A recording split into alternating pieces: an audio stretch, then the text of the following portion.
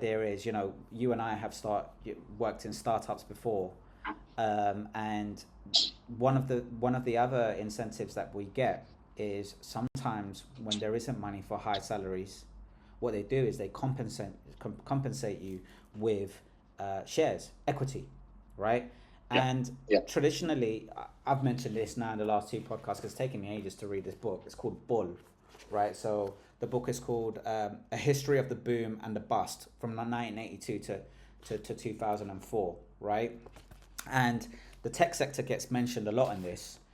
And one of the things that they talk about is this idea that if you join a company that's a startup, um, a big way of retaining that talent is through the equity that they give you, right? Yeah. So you get loyalty, you know, it stops talent from seeping into different areas, right? And this idea is that you've got these incumbents or the big ones, the FANG, you know, Facebook, Apple, Google, Netflix, etc., etc. But if you can create a new innovative technology that can disrupt some of that market share, you could be looking at billions, if not trillions, in the evaluation of an organization. So Yeah. if you're an employee like us and you're like, say, employee number 201, you compare that to the employees that a Facebook may have. So, for example, let's go to this for 1 minute. How many uh, employees does Google have? Right? So, uh, Google is at 182,000 employees.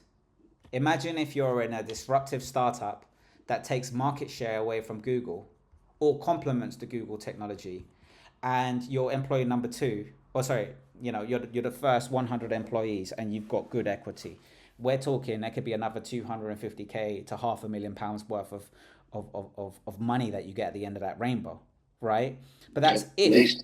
but that's if the organization makes it. And I wanted to this video by Mark Zuckerberg kind of explains exactly where the thinking is behind, you know, how startups can beat big companies. So I kind of wanted to share that with you, Andrew, because it might kind of shed some light into this idea of, right, what are the benefits of working for a tech startup, and kind of what's also the dark side of tech, right? Like, why was it the case that we were able to build Facebook and that some other company didn't? Right? It wasn't like it was a super novel idea, right? I mean, there was Friendster before, there was MySpace, there's all this stuff. Google, Microsoft, Yahoo, they all like had versions of it. Why didn't they do it? And it's like, I mean, we kind of watched them, right? In the early days, it's like fumbling around, and it's not that they had a lack of talent, right? I mean, we were like. So Andrew, what what Mark Zuckerberg is explaining here, yeah, is that it's not a talent problem, right? So if you look at the statistic we just looked at, where we're saying 180,000 employees in Google, right? You'd think with so much talent, they'll be able to do everything perfect. And what he's explaining here is that it's not an issue of just having talent. There's blind spots that happen, right? So he's going to go into explain, you know, the irony of what he achieved with Facebook, yeah? So let's go on to this. Microsoft, Yahoo, they all like had versions of it. Why didn't they do it? And it's like, I mean, we kind of watched them, right? In the early days, it's like fumbling around, and it's not that they had a lack of talent, right? I mean, we were like a ragtag group of children, right? And they had like all these like serious, you know, engineers. So again, explaining what I was saying before, right? You had all these companies that grew so much that they just hoarding engineers, like loads and loads and loads and loads of, let's expand. Because you got to see it this way, Andrew. Yeah, when we think about the FANG era, which I would say is somewhere between 2015 and let's just call it 2020, right? Where like COVID really fudged things up, right? It was all about Goldman Sachs would be looking at like software companies and being like, what's the employee growth like? Yeah. And if you could have different engineers in different regions and show that you're a proper global organization that's growing was also the headcount of employees, right? But did that necessarily translate into productivity? And that's kind of what I'm trying to lay up with this video, yeah? But what Mark is saying here is these big giants, they miss opportunities because it's not just a talent problem. So let's carry on with this, yeah? And like serious infrastructure. And so I kind of think the reason is because people doubt new ideas before they come to fruition, right? So the narrative with social networking is like, it's just like this college kid thing. It's like, okay, fine, maybe not college kids, but it's probably a fad. Oh, okay, maybe it seems like it's going to be around for a while, but it's probably not going to make money. Oh, it's making money, but the switch to mobile is going to be pretty hard. And then it's like, okay, by the time we figured that out, it was too late for anyone to go. The companies had lost their advantage. I do think that, like, even for the things that look like they belong to large companies as opportunities because they have a big distribution advantage, I would guess that big companies are going to fumble 2/3 of those. Right. So imagine it's like a 30% hit rate on what they actually embark on, and everything else is a failure, right? But it's those failed opportunities that kind of allow new organizations to start up and to take market share, and that's or to complement what they do. And that's kind of where we've got into, Andrew. Do you know what I'm trying to say? When we do startups, because we always ask ourselves, like, we were in application security, and we just thought, why doesn't Microsoft just do this? Yeah, our evaluation, for some of these companies that we work for has been like, what, 1 billion, 2 billion, right? Andrew, sometimes 3 billion. We've worked for some of these startups, and you'd think that Microsoft will just do it, or the big tech companies will just do it because that would be like a pet project to them. Yep. But especially when it comes to doing it in-house, but they're just doing other stuff, or there's wastage when it comes to engineering resource, because he's just said there's a psychology around starting up new projects and getting it done well and whatnot, right? That's just the name of the game. But what I find quite interesting from this is that he's saying you could have all the talent in the world, all the infrastructure in the world, but you can be disrupted by a few great minds. Do you know what I mean, Andrew? Yeah, no, I get what you're saying. But just sort of going a little bit back on what we were saying earlier about attracting talent and also trying to attract loyalty with share options and bits and pieces like that.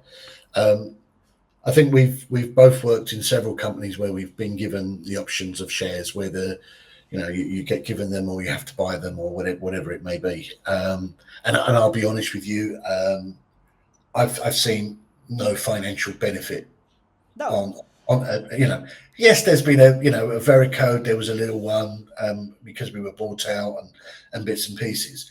But I think it's certainly a long term. If that's the way you're going to, if that's one of the things that you're going to decide, or is a deciding factor of joining an organization, then it's a long-term plan. And it's like investing money in the S&P 500 or the FTSE 100 or whatever. It's literally the same as that. You've got to be prepared to put in the long-term effort into it, and also at the end of it, nothing may happen. Well, this is it. He's just said it himself. 2/3 of projects, he said, 2 out of 3 things won't be done very well. Yeah. Those are the 2 out of 3 things that our companies, the startups, are trying to fill in. But again, the failure rate on that could be high.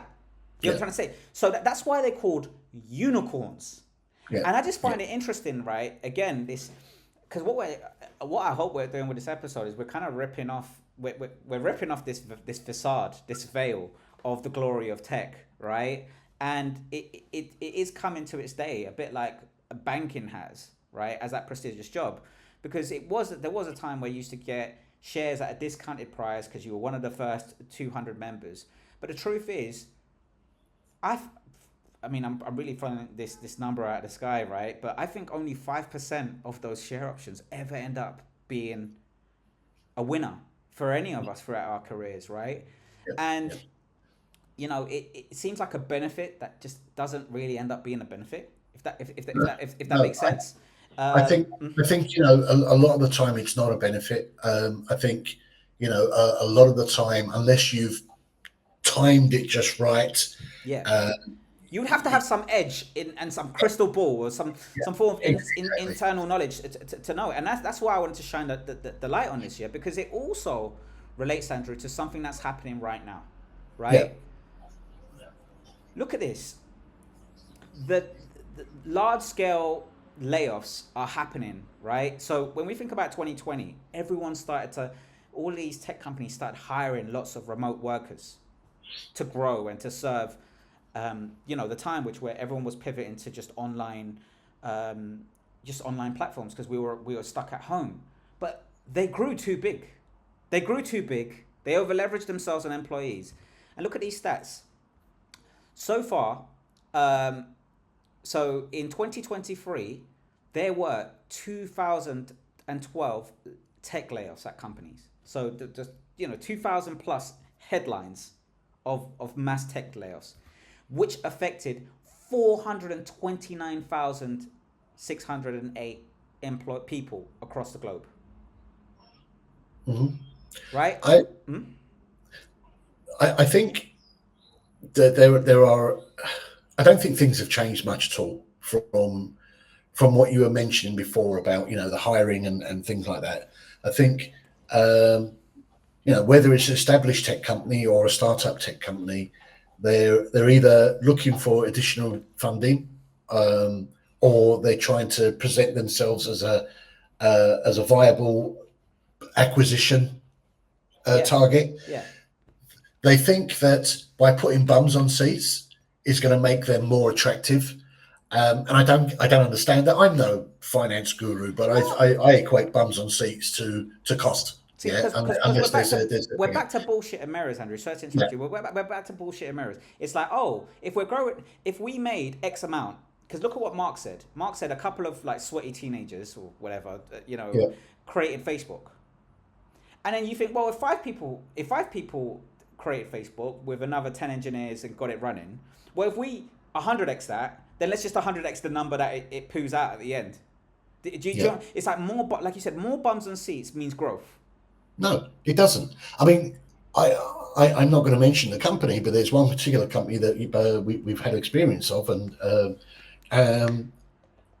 the hiring over the last, not over the last, but over a short period of time has been ridiculous. I mean, ridiculous to the fact that finding a territory or finding a role for a salesperson or a business development person, it's become nigh on impossible. You've now got somebody responsible for one tiny little country in EMEA, whereas only 5 months ago you had one person responsible for EMEA. Exactly. Yeah. So just because you've put one person on each country, it doesn't mean that it's going to relate to more sales. It's just going to relate to fewer opportunities amongst more people. Andrew, there was a time, right, and I remember this from 8 years ago, where there were some companies that had a postcode system in the UK. Absolutely. So you would manage London, and it would be East London, West London, and the market wasn't that big. No. It was crazy. The numbers, Let me tell you a story. A very big identity access management company that I had the pleasure of working for. And we were at the sales kickoff in Las Vegas, all of the big fancy, blah, blah, look at us, and I'm sitting there with this young lady, just having a chit chat. She was one of the few Brits or from the UK, and just having a chit chat. And she was like, you've done really well. And I'd done really well that year. And I said, yeah, a bit of luck, bit of this, bit of that. And I said, how are you doing? She goes, I'm struggling, to be honest. What's your territory? It's UK. Oh, okay. Well, it's a nice big market. No. I've got SW18 and Croydon, or blah blah blah, something stupid like that. And I'm thinking, this girl had a target of $1.3 million revenue on a postcode and a town just outside of London. It's crazy. I know. And that's the level of stupid money that we got to in terms of hypergrowth, right? Yeah. And it was all just for bullshit and mirrors. Like I said, it was all just to make the facade. Oh my God, this is so hot that we can now afford to employ a full-time salesperson for Brixton. Right, for the patty shop in Brixton, right? It's mad, and that's the thing. So this book that I highlighted earlier on, it delves into like the 1999 crisis and 2003. So that the reason why I mention this, but let me just in fact finish this. In 2024 now, there's been 151 layoffs. 800. So 851 layoffs affecting 212,000, right? That's 838 per day. So imagine we had 429,000 last year. Now we've supplemented that with another 212, right? Layoffs again. So there's some people that probably been laid off twice back to back, and I've met a couple myself, right? But this is just a whole new wave of people. And look at the companies, right? So this has now been done, a little chart been done on a monthly basis, right? So we've got Nokia that did 14 foul in October. Neo, I think Neo, that's the car company, the EV maker. They did 10%. Broadcom, I mean, bloody hell, how they could have streamlined even more. It's crazy, that because they acquire and fire. That's literally their but they've now got another 2,000 that has gone, yeah. TikTok, I mean, who would think TikTok, right? Okay, 1,000. Fair enough, right? Delivery Hero. SAP, do you remember that headline back in January? 8,000 people gone. Tesla, I mean, they were at it last year as well, but they've done another 14,000 in April. Intel, 15,000. Dell, 12,000, right? So if you think about it, Andrew, right? They overhired around the year 2000, 2020, when the stocks were going up really high, right? And now they're now laying off people because they've realized that they've got a load of talent that isn't really being deployed in an effective way, right? Well, also I know we go on about COVID, but there's the COVID factor involved. If you look at Delivery Hero and the one with the yellow G, that's a company called Getir, which is a Turkish company. They exploded. I mean, they exploded. They were buying out delivery companies in Spain, in France, in the Netherlands, in the UK, in Spain, the US, Germany. They were even sponsoring Tottenham Hotspur. This is how big they were growing. Massive. Yeah. Did nobody think that COVID's now finished and we don't need deliveries of nappies and stuff like that. And now literally every office outside of Turkey has closed down. Everyone's been fired, and in fact they've shrunk their whole thing in Turkey as well. And you know what, the reason why I reference this book is because so this is what the book is teaching me, because it's talking about the 99 to 2002 kind of tech bubble, right? So what I learned from this book is companies like Dell. Okay, so if you think about why you issue shares to your employees, right? You issue shares to employees to incentivize them, to keep them. But apparently, Andrew, there's a third element. Oh, yeah. It lowers your operating costs. So if I'm paying you in shares, it's a one-time expense. But what happens is a lot of these tech companies have overissued a lot of shares. Right. And they've hidden the cost of that. So now they're having to grow their share price so that the shares that are left over are actually providing investor growth for their investors, right? Yep. So what happens is you overemploy so that it looks like your organization's growing, and then all the analysts in Goldman Sachs and whatnot go, oh my God, they're growing even more, so there's going to be even more profit in new territories, all that type. It's basically what was happening around 2000, and then they realized, oh crap, the market's not really there. It's all BS in America. So they went for a big spike, right? And now they're not able to hold that spike up. So what do, Andrew? You streamline your costs. You fire a load of people, and then people go, oh, the actual salaries, the operating costs, it's gone down exponentially, and the profits are going to carry on going up. So there was a strategic drive in terms of getting the share price going up by making the employee headcount go up. But now that the sentiment is that actually the market's not really growing as fast as possible, now let's keep the share price up by streamlining costs, and that makes the Wall Street people happy, right? Yeah, but there's another thing, Andrew, right, that this book has taught me. So listen to this, yeah. In 1998, this is Dell. Michael Dell took home 12,800,000 options, which and an additional salary of 3.5 million in salary and bonuses. Now, it goes on to say, right, usually founders such as Bill Gates, Jeff Bezos, they didn't take option, because why would you have to give options to a CEO or a founder? Sorry, should I say? A CEO is fine, but why would you have to give options to a founder for them to stay committed to the company? They're the bloody founder. Yeah. Right? So, what did Mr. Dell do? He issued all these shares. He obviously had shares for a lot of shares for his employees. So his shares amounted to 21% of the whole company. And then you have the shares for the other people.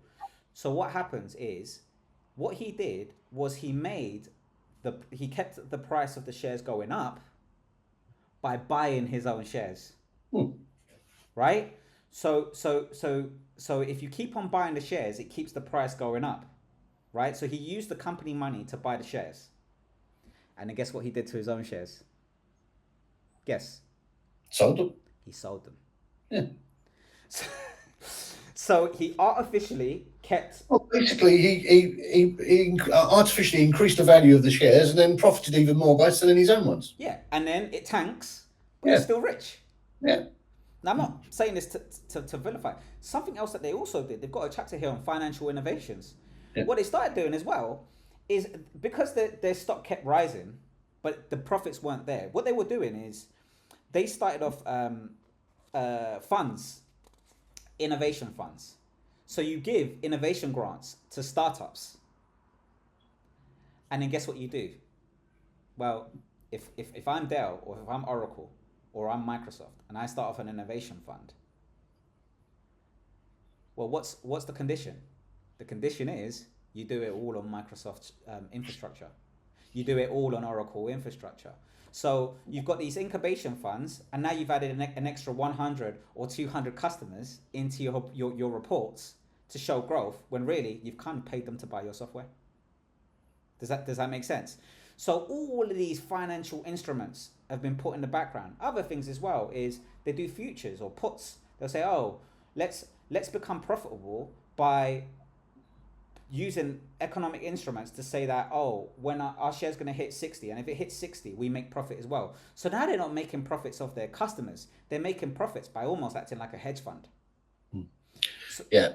It's, I mean, as I say, I don't know too much about these, but I know working at, there was one company I worked at, and they did that. They literally had an innovation fund. I know IBM has one, and it's fine to have an innovation fund, right? And you know, you do want to support different technologies that complement yours, you know, a bit like what Mark Zuckerberg was talking about.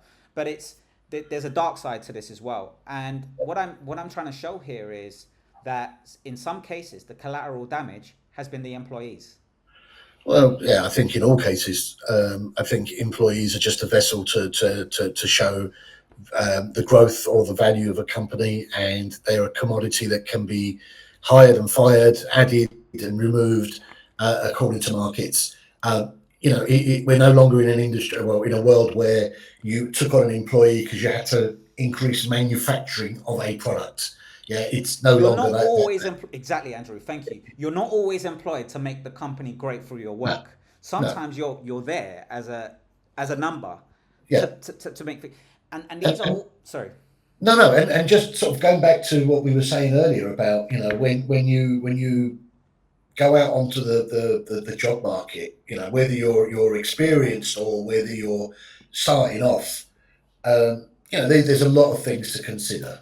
There's, you know, don't be over, don't be flattered by, you're going to get 100,000 shares, and you think, oh wow, amazing, it's nothing. It's nothing, and are you in a position where you can sit on that company, and are you confident you can ride out? And do you think you're confident in the company's technology, or are you in a position where, I need the money now? I don't want shares. I want a job that pays slightly higher salary or whatever. And you put it really well with regards to smoke and mirrors. There's a hell of a lot of smoke and mirrors out there.